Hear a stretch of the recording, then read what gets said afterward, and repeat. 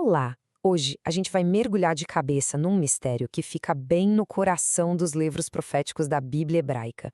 E o mais curioso é que o mistério não está no que esses textos dizem, mas sim naquilo que eles deixam de dizer. Para entender, imaginem só a cena. Tá vindo um desastre enorme. E as pessoas mais importantes da nação estão lá, gritando, alertando todo mundo. Agora, imaginem que nenhuma delas consegue ouvir a outra. É como se estivessem gritando no vácuo. Pois é exatamente essa sensação que a gente tem ao ler os livros de Isaías, Jeremias, Ezequiel. Eles estão falando da mesma crise, mas parece que vivem em universos completamente separados. Ok, então bora começar essa investigação. O grande enigma é esse silêncio. Um silêncio total entre profetas que, pelo menos segundo a cronologia tradicional da Bíblia, viveram e pregaram na mesma época. Essa é a pergunta que vai guiar a gente. Por quê? Porque não tem diálogo, não tem debate, nem mesmo uma citaçãozinha, sabe? Nada. É como se cada profeta se sentisse a única pessoa gritando no meio do deserto. E aqui estão os nossos personagens principais. Pensa bem, são figuras gigantescas. Isaías, Jeremias, Amós.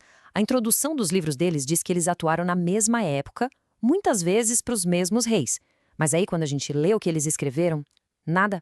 Um silêncio absoluto sobre os outros. É muito, muito estranho. Então vamos para a primeira parte da nossa investigação. E o mais legal é que as primeiras pistas, elas estão bem na nossa cara, escondidas dentro dos próprios textos. A gente vai ter que agir como uma espécie de detetive de texto. A nossa ferramenta principal para isso se chama arqueologia textual. É um nome chique, mas a ideia é simples. Pensem em escavar um texto como se fosse um sítio arqueológico. Só que, em vez de terra e pedra, a gente procura camadas de edição, contradições, sabe? Pistas que mostram como aquele texto foi montado com o tempo. A gente não lê só as palavras, a gente procura as costuras que ligam as partes da história. E olha só, logo de cara a gente acha uma pista que parece promissora. É a única exceção à regra do silêncio. Lá no livro de Jeremias, alguém cita uma profecia de Miqueias. Opa! Parece que achamos a prova de que um profeta conhecia o outro, né? Mas calma lá. Em toda boa história de detetive, a primeira pista, aquela mais óbvia, quase nunca é a resposta final. Então a gente tem que se perguntar: será que essa conexão é o que parece ser? Ou tem algo mais aí? E aqui vem a reviravolta.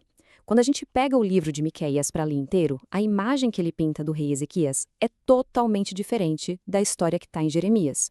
Ou seja, os dois textos se contradizem. Tudo indica que essa citação foi um remendo, uma coisinha que um editor colocou ali depois, só para tentar fazer as duas histórias baterem.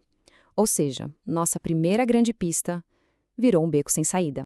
Ok, vamos para outra pista que também está dentro do texto. A história da reforma do rei Josias. A Bíblia conta que encontraram um tal livro da lei no templo. E todo mundo, o rei, o povo, todo mundo mesmo, fica completamente chocado com o que está escrito ali. É como se eles nunca tivessem visto aquilo na vida.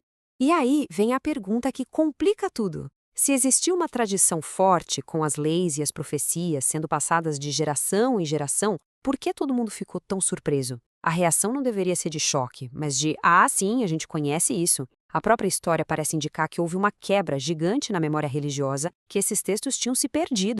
Agora, a investigação muda um pouco de rumo. A gente vai comparar o que diferentes livros dizem sobre as mesmas figuras históricas. E é aqui que as contradições ficam, bem, gritantes.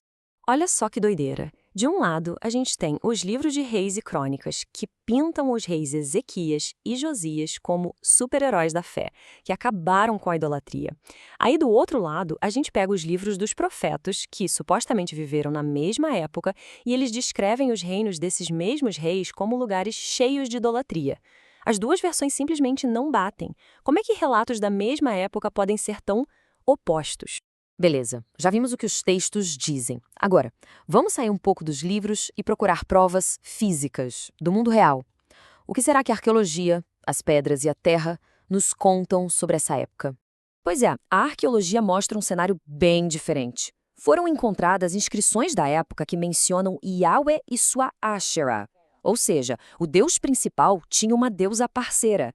Além disso, os registros dos grandes impérios vizinhos, como a Síria e a Babilônia, que anotavam tudo, não falam nada desses profetas que, segundo a Bíblia, estavam lá desafiando os reis.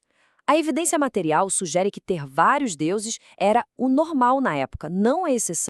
Então, a conclusão que a arqueologia aponta é de virar a cabeça. A ideia principal dos livros proféticos é de que a nação era monoteísta e depois se corrompeu com a idolatria. Mas as evidências físicas sugerem justamente o contrário. A cultura era politeísta e a ideia de um Deus único foi algo que veio bem depois. E agora, a gente está chegando no final da investigação. É um momento em que todas as pistas, as do texto, as da história e as da arqueologia, começam a se encaixar. E a imagem que se forma é bem diferente da tradicional. E para fechar, tem uma última evidência que é quase uma bomba, e ela vem de dentro da própria Bíblia. É um verso do Salmo 74, que foi escrito depois da destruição de Jerusalém. E é um lamento. As pessoas estão se lamentando que não tinha mais nenhum profeta, que ninguém avisou que a catástrofe ia acontecer. Isso leva a gente a uma pergunta que não tem como fugir. Ué, se Jeremias, Ezequiel e tantos outros passaram décadas alertando sobre a destruição, como é que pode ter um outro texto na mesma Bíblia dizendo que ninguém previu nada? A contradição é total. Simplesmente não fecha a conta. Bom, todas essas pistas juntas apontam para uma solução bem radical, uma nova linha do tempo. A teoria é a seguinte: os livros dos profetas não foram escritos antes da destruição de Jerusalém, mas sim depois. Pensa na lógica. Primeiro veio o trauma, a destruição, o exílio. Aí veio a pergunta que não queria calar. Por que Deus deixou isso acontecer com a gente? E a resposta, bem, a resposta foi criada por escritores depois do fato. Eles escreveram essas histórias de profetas para dar uma explicação teológica, para dizer, olha, a gente foi avisado, mas não demos ouvido. Essa linha do tempo aqui deixa a mudança de ideia bem clara. A história tradicional diz que os profetas eram como repórteres da época deles, falando em tempo real.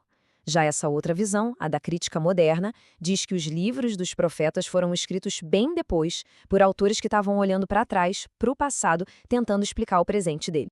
E assim a gente chega ao veredito. Aquele silêncio ensurdecedor do começo, ele não é um acidente histórico. Na verdade, ele é a grande pista. A assinatura de que esses textos foram escritos por autores diferentes em épocas diferentes, cada um tentando do seu jeito dar um sentido para a mesma catástrofe. Eles não conversam entre si porque não eram contemporâneos, eles são parte de um projeto literário que veio muito depois. Isso tudo nos deixa com uma reflexão final bem profunda. E se o grande valor desses textos não for o de ser um registro histórico exato do que aconteceu? E se o poder deles for, na verdade, o de ser um testemunho incrível de como uma comunidade, à beira da destruição total, usou a escrita, a literatura, para encontrar um novo sentido para sua existência, para reconstruir sua identidade e, no fim das contas, para sobreviver?